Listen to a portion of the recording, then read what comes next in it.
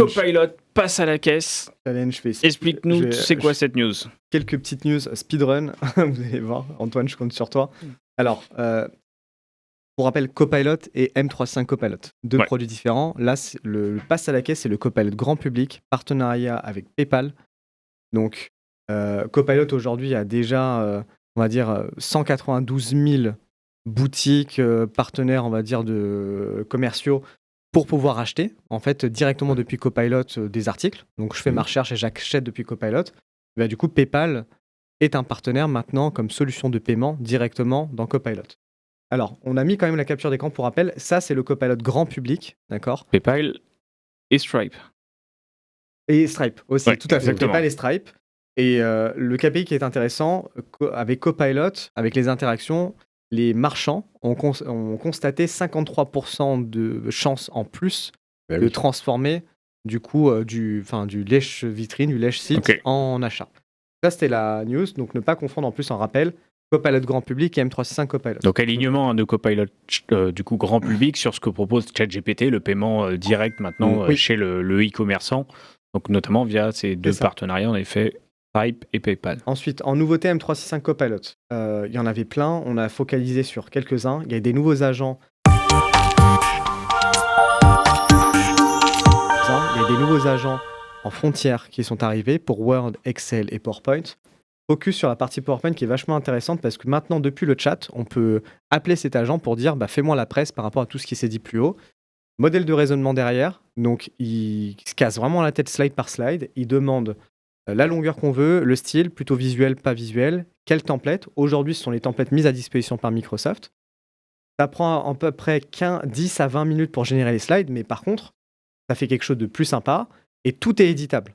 Donc, contrairement à un notebook LM côté Google qui génère finalement des images mais qui sont plutôt propres, là, je peux modifier dans PowerPoint et tout est objet PowerPoint. Donc, les graphiques avec des données derrière, les puces, les visuels, les images, voilà.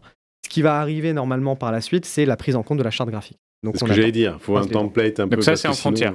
Ça, c'est en frontière. Okay. Donc, on se rapproche enfin de la promesse des copilotes PowerPoint. Le template, on l'a vu, nous, dans des sujets plus tech, dev. La problématique qui bloque, on l'a vu parce que côté Copilot Studio, on l'a fait d'utiliser un template d'entreprise. Le gros bloqueur, c'est qu'est-ce que la notion de template PowerPoint. Et en fait, il faut être hyper strict dans les masques de diapositives. Parce que ce que les gens entendent template, c'est avec Bob à la machine à café, on a mis 2-3 images et on a dit que c'est le template. Qui dans pèse des slides. 50 mégas l'image. Voilà. Et puis surtout, les gens ils copie-collent et ils éditent les slides. Un template, c'est pas ça. Ce sont les masques de diapo. Et dans les masques de diapo, c'est utiliser les placeholders officiels de texte. Si vous faites insérer un champ texte, ce n'est pas reconnu comme un template de champ texte dans un slide. Donc la difficulté pour Microsoft, et c'est pour ça qu'ils imposent les modèles, c'est que nous, on l'a vu côté dev, c'est que le fondamental profond de qu'est-ce qu'un PowerPoint est un problème pour utiliser des templates, en fait. Tout à fait. Et il y a un site côté Microsoft avec les tailles. C'est comme des tailles de vêtements, il faut penser S, M, L et même XL. Il y a même double XL. Ouais. Donc ça, c'était la première. Le deuxième, c'est un nouvel agent, Admin Content Governance, qu'on attendait depuis un certain temps. Il est plus pensé, alors donné au sens global Microsoft 365, mais vraiment un focus SharePoint.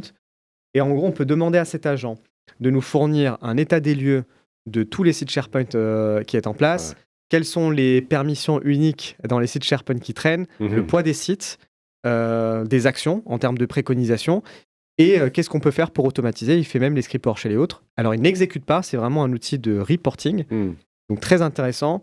Ça suit les droits de l'utilisateur qui est connecté, et du coup, il faut avoir des autorisations suffisantes côté SharePoint, parce que sinon, il va faire uniquement sur le périmètre auquel on accède. Heureusement. Normal. Ce qui est normal. Ce qui est trop bien. J'ai fait quelques petits tests en disant, tiens, cite-moi tous les sites SharePoint auxquels je suis rattaché qui datent d'une certaine date. Il liste tout. Et comme il y a du Work IQ derrière, il fait les préconisations en disant, est-ce que tu veux que je te mette ça sous la forme de tableau et que je te fasse un tri directement et autres. Donc c'est vraiment ça va alléger les accompagnements sur la gouvernance SharePoint, le temps d'implémentation d'une bonne gouvernance. Même les analyses pour migration. Tellement. Okay. Donc ça, c'était la deuxième. La troisième, ça se rapproche de Romain. Alors, il y a Agent Builder a été renommé l'année dernière en Copilot Studio Lite. Donc ça permet de créer des agents directement depuis M365 Copilot. Aujourd'hui, quand c'était créé, c'était complètement dans l'univers Copilot, donc il n'y avait pas de possibilité, à part côté admin, de changer de propriétaire, d'industrialiser ça, ce qui était problématique. Aujourd'hui, il y a un petit bouton, on peut maintenant cliquer sur Copy to Copilot Studio, donc il va créer dans l'environnement de notre choix Copilot Studio cet agent-là, donc c'est une copie, c'est vraiment une copie, mais l'avantage pour les admins, avec le portail agent 365, on en parlera la prochaine fois, c'est que désormais je peux changer de propriétaire, je peux bloquer des agents, supprimer des agents, mais maintenant le propriétaire peut copier pour Copilot Studio pour qu'on reparte sur de bonnes bases, gouvernées, etc. Alors je mets juste un petit warning. Donc, c'est de la preview, ça tout le monde s'en doute. Hein. Non, là c'est pas. Pourquoi je dis ça, pourquoi moi je le considère, c'est qu'il y a plein de features Copilot Studio Lite qui n'existent pas en Copilot Studio. Donc, déjà par exemple de base tu vas chercher dans tes Teams, tu vas chercher dans tes mails, tu vas voir l'annuaire d'entreprise comme étant chercheur de compétences. En fait toute la partie Copilot 365 que tu as fait dans ton Copilot Studio Lite n'existe pas par définition dans Copilot Studio, parce que en fait Copilot Studio va s'adresser à des gens qui n'ont pas Copilot 365. Enfin, pas forcément, pas uniquement, mais potentiellement. Et en fait, tu vas avoir quand même une perte de fonctionnalité. Donc, c'est quand même... Mais n'oubliez pas, Copilot Studio, c'est du maker très avancé. Voilà, c'est aller plus loin. Donc, c'est aussi une sensibilisation de dire que potentiellement, il y a des features qui vont se perdre temporairement, puisque Copilot Studio a en preview frontière les connecteurs Copilot 365, les connecteurs Teams, Agenda, tous les trucs que j'ai dit qu'il n'a pas, ils sont en frontière preview. À minima SharePoint déjà. Non, mais il y a SharePoint là. Je veux dire, c'est que les features Copilot 365 que tu vois à ton échelle, qu'on peut perdre, elles sont en frontière preview depuis 3 mois. Donc, c'est pour ça que moi je considère que même si c'est de la GA, le bouton que tu appuies, il y a tout un pan de ce que tu peux faire en Copilot Studio Lite qui est en private, en frontière preview côté Copilot Studio full, et que donc du coup voilà. Mais par contre c'est une super bonne nouvelle, c'est génial parce qu'en fait ça te permet de prototyper rapidement et d'envoyer ton prototype de l'autre côté. Et télécharger en zip aussi, parce que si on n'a pas le droit de mettre sur le bon environnement, on peut le télécharger en zip. L'avant-dernière news, c'est infographie dans Researcher. Ça c'est trop bien. Researcher balance plein d'infos, c'est ultra impressionnant. Maintenant il y a un bouton. Quand on clique sur infographie, alors pas infographie telle qu'on se l'imagine, mais c'est déjà pas mal. En fait, il fait une synthèse qui est vachement bien. Donc, il génère du code HTML dans un composant page loop. Et en fait, il y a un bouton qui était apparu à l'époque avec App Builder, du coup, qui est dispo, Copilot en profite. On appuie la préversion en activant, et en fait, il fait tout le visuel qu'on peut exporter ensuite comme une image ou ajouter dans un workspace loop. Ou dans un notebook. Je comprends bien, parce que l'exercice de l'infographie est clairement pas quelque chose de facile. C'est énormément de l'organisation des idées, des visuels et tout. Donc, pour beaucoup de gens, d'avoir cette proposition de valeur pour montrer leur travail et le résultat un peu sympa. Faut juste se préparer, que bien identifier le style qu'on a vu, parce que comme ça on saura sur LinkedIn qui c'est qui a fait des infographies avec Gemini et qui c'est qui les a fait Copilot. Mais c'est franchement pas mal ce potentiel. Et la dernière, et je serai dans les temps, Antoine promis. C'est le nouveau modèle d'image. C'est fait passer un peu en sous-marin fin d'année dernière parce que c'était le Sora 2 qui était plus mis en avant dans Copilot que ça. En fait, le modèle d'image côté OpenAI, côté ChatGPT, il s'appelle Imagen maintenant. Avant, c'était DALL-E. Et il y avait la version 1.0 qui était déjà un grand bond côté DALL-E. Donc, c'était ce qu'avait Copilot. Sauf que là, OpenAI avait annoncé l'année dernière Imagen 2, enfin 1.5, pardon. Et du coup, le 1.5 est arrivé fin d'année dernière côté Copilot. Donc là, c'est pour le même prompt, une comparaison entre Imagen 1.0 à gauche et Imagen 1.5 à droite. Donc plus de réalisme. Il n'y a plus la teinte jaunâtre. Jusqu'à maintenant, les photos, elles avaient un côté très lisse et très photoshopé, en fait. Et tu sens qu'aujourd'hui, on joue beaucoup la comparaison sur le côté réalisme, plus photos prises dans la rue, un peu plus teinte réelle des visages. Maintenant, moi, hier, j'ai fait un tour sur l'Arena Image là, qui compare tous les modèles. Tu parlais de Banana de chez Google. Il est tellement loin la suite Google sur l'image. Je crois que juste derrière, ils mettent Flux, si je dis pas de bêtises, modèle. Qui est en gros encore ceux qui tiennent sur le marché.